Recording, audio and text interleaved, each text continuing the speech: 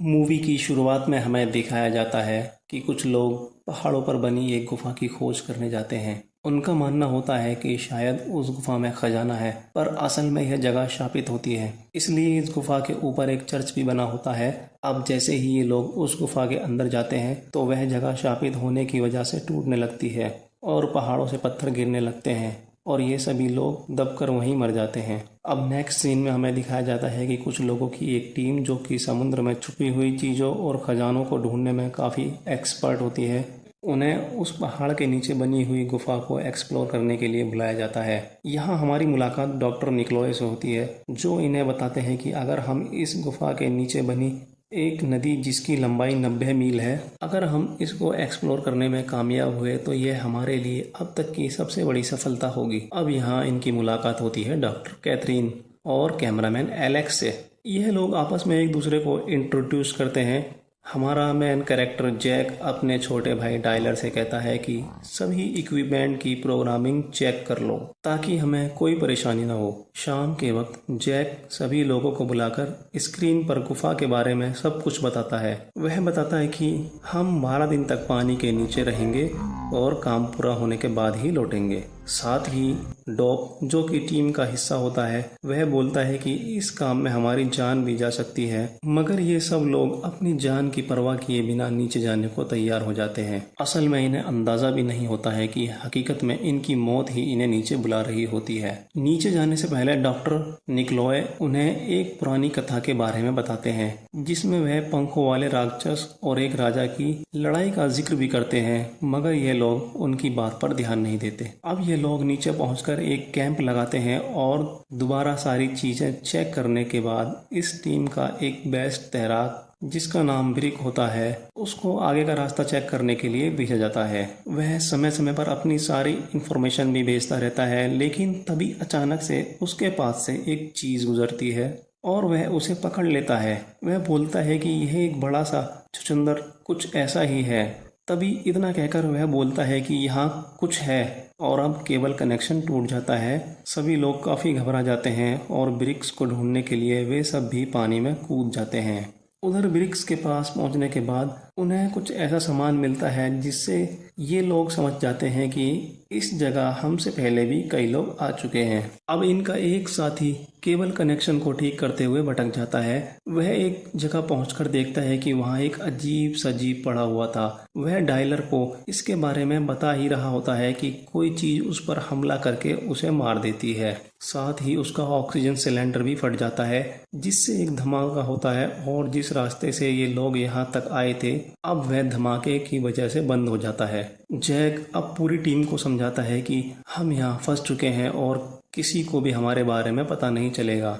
हमारे पास केवल 12 दिनों का ही खाना बचा है, इसलिए हमें आगे की तरफ चलकर यहाँ से निकलने का रास्ता खोजना होगा। असल में ये लोग जमीन की सतह से 1 मील नीचे और पानी में 3 मील अंदर एक जगह पर होते हैं। जैक और डॉप आगे का रास्ता खोजने के लिए निकल पड़ते हैं। अब जैक एक पतली सी सुरंग से ऊपर का रास्ता खोज ही रहा होता है कि तभी उस पर एक जीव हमला करके उसे घायल कर देता है। वह जैक को जख्मी कर देता है, पर जैक भी बहादुरी दिखाते हुए उस जीव का एक हाथ काट लेता है। अब डॉक्टर कैथरीन उसकी जांच करने पर यह बताती है कि यह जीव एक नरभक्षी है, यानी इंसानों को मारकर खाता है। असल में यह जीव कोई और नहीं बल्कि एक पंखों वाला राक्षस ही होता है। यह जिस पे भी हमला करके उसे घायल करता है, वह भी इसी राक्षस की तरह बन जाता है। इसलिए अब जैक पर हमला करने के बाद जैक की तबीयत बिगड़ने लगती है। अब ये लोग आगे बढ़ना शुरू करते हैं। अब थोड़ी दूर चलने के बाद जैक, जो कि टीम को लीड कर रहा होता है,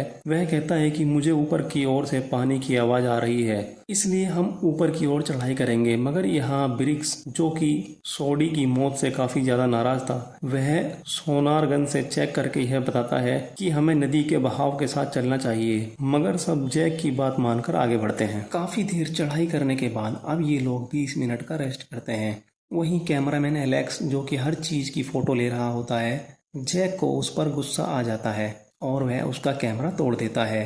वह ऐसा करना नहीं चाहता, पर अब उसका घाव में इन्फेक्शन बढ़ने से वह बदल रहा है। वहीं डायलर को यह सब देखकर काफी दुख होता है। वह अपने भाई जैक से पूछता है, तुम ठीक तो हो ना?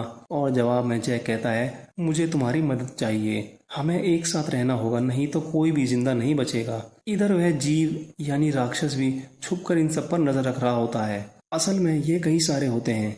अब ये लोग ऊपर की ओर जाते हुए ऐसी जगह पहुंचते हैं जहां से आगे एक बड़ा सा झरना होता है। अब जैक सभी को उस झरने से तैरकर आगे बढ़ने की सलाह देता है। सभी लोग एक एक करके झरने से होते हुए नीचे आ जाते हैं, मगर डॉक्टर निकलॉय जो कि झरने के बीच में पत्थरों में फंस जाते हैं, मगर हिम्मत करके अब वह भी झरने से तैरते हुए नीचे आ जाते हैं। पर यहाँ बाकी सब लोग काफी आगे जा चुके होते हैं। इसी बात का फायदा उठाकर वह राक्षस डॉक्टर निकलॉय पर हमला करके उन्हें मार देता है। अब यह लोग आगे चलकर देखते हैं तो इन्हें एक बड़ी सी चट्टान नजर आती है। जैक कहता है कि हमें ऊपर जाकर रास्ता खोजना होगा। अब जॉली जो कि चढ़ाई करने में सबसे ज्यादा माहिर होती है, वह चढ़ना शुरू करती है। वह ऊपर पहुंच जाती है, मगर वहां भी एक सुरंग बनी होती है। जैसे ही वह अपनी टॉर्च उस तरफ करती है तो एक बड़ा सा जीव उस पर हमला कर देता है और वह भी बचने के लिए वहां से जंप लगा देती है। पर वह नीचे नहीं गिरती, क्योंकि जिस रस्सी की मदद से वह ऊपर गई थी उसमें हुक लगे होते हैं। अब चार्ली हवा में लटक जाती है। यहाँ वो कहती है कि मुझे नीचे उतारो। वह नीचे उतरने की काफी कोशिश करती है, मगर तभी वह देखती है कि वह जीव यानी कि राक्षस उड़कर चार्ली की तरफ आ रहा होता है। अब यह जीव चार्ली पर हमला कर देता है। चार्ली भी एक नाइफ से उसके पंख को काट देती है, मगर इससे उस पर ज्यादा असर नहीं पड़ता। पर चार्ली के पास एक छोटा सा सिलेंडर होता है जो कि फट जाता है, जिससे कि यह जीव और चार्ली दोनों मर जाते हैं। अब यहाँ जैक कहता है कि हमें फिर से एक साथ ऊपर की ओर चढ़ना चाहिए। असल में जैक का माइंड धीरे धीरे उस जीव में ट्रांसफॉर्म हो रहा होता है। उसकी बॉडी अभी ट्रांसफॉर्म होना नहीं शुरू हुई, इसलिए वह इस जगह को पूरी तरह समझ पा रहा है। मगर यहाँ डॉक्टर कैथरीन, एलेक्स और ब्रिक जैक की बात को न मानकर एक अलग रास्ता चुनते हैं और अब ये लोग अलग अलग रास्तों पर चल पड़ते हैं। इधर जैक, डायलर और डॉग ऊपर की ओर चढ़ने के बाद देखते हैं कि एक जगह जो चारों तरफ से बर्फ से ढकी हुई होती है, असल में यह एक नीचे की तरफ बनी हुई एक चट्टान होती है। जैक कहता है हमें यहाँ से नीचे उतरना होगा। अब डॉग सबसे पहले उतरना शुरू करता है। वह थोड़ा नीचे उतर पाता है कि डायलर का बैलेंस बिगड़ जाता है और उसका ब्रीथर जो कि हुक की मदद से उसके कपड़ों में फंसा हुआ था, वह हुक से निकलकर ऊपर से गिरता हुआ डॉग के सिर पर लगता है, जिससे डॉग काफी ऊंचाई से नीचे गिर जाता है और उसकी एक टांग की हड्डी भी टूट जाती है। अब ब्रीथर गिरते हुए उस बर्फीली जगह में एक बड़ा सा छेद कर देता है, जिससे वहां एक नया रास्ता खुल जाता है। उस रास्ते से आगे बढ़कर यह लोग देखते हैं कि वहां काफी कंकाल पड़े होते हैं, मानो जैसे राक्षस जीव और इंसानों के बीच कोई जंग हुई हो। जैक एक जगह इशारा करते हुए बताता है कि यहीं से हम लोग बाहर निकलेंगे। अब डायलर कहता है कि मैं उन लोगों को वापस लेने जा रहा हूँ। उधर ब्रिक्स, कैथरीन और एलेक्स को यह समझ आ जाता है कि उन्होंने अलग रास्ता चुनकर बहुत बड़ी गलती करी है, पर अब ये लोग यहाँ फंस चुके हैं। वह राक्षस जीव ब्रिक्स पर हमला करके उसे मार देता है। यह सब देखकर कैथरीन और एलेक्स वापिस भागना शुरू कर देते हैं। अब डायलर भी यहाँ आ जाता है। वह देखता है कि ब्रिक्स को उस जीव ने मारकर गुफा में पत्थरों से लटकी हुई नुकीली सी चीज में लटका दिया है। तभी वह राक्षस जीव भी वहां आ जाता है। अब डायलर वहां से भागना शुरू कर देता है। वह जीव डायलर का पीछा कर रहा होता है। तभी अचानक से कैथरीन आकर एक साउंड गन को चलाती है और उसकी आवाज से यानी तरंग से वह जीव वहां से भाग जाता है। अब एलेक्स जो कि भटक जाता है, वह भी थोड़ी देर बाद इन्हें ढूंढ ही लेता है। अब किसी तरह बचते हुए ये लोग वहां तो पहुंच जाते हैं जहां जैक और डॉग थे, मगर खतरा अभी टला नहीं था, क्योंकि यह जीव पीछा करते हुए यहाँ भी पहुंच चुके थे। अब जैक कहता है कि अपनी टॉर्च बंद करो और सब शांत हो जाओ, क्योंकि वह जीव रोशनी और आवाज से हमें पता लगा रहे हैं। यहाँ पर हमें पता चलता है कि वह जीव इनका एक ब्रीथर उड़ाकर ले गया था और वह ब्रीथर एक ऊंची सी जगह पर था। अब जैक कहता है कि सभी लोग पानी में उतरो और मैं उस ब्रीदर को लेने जा रहा हूँ। यह सभी लोग जैक की बात मानते हुए आगे बढ़ते हैं और तभी डॉग का ऑक्सीजन सिलेंडर गिर जाता है, जिसकी आवाज से वह जीव इन पर हमला कर देता है। यहाँ एलेक्स सबसे पीछे चल रहा होता है, इसलिए वह मारा जाता है। अब ये लोग पानी में उतर जाते हैं। उधर जैक उस जगह पहुंच जाता है जहाँ पर वह ब्रीदर था।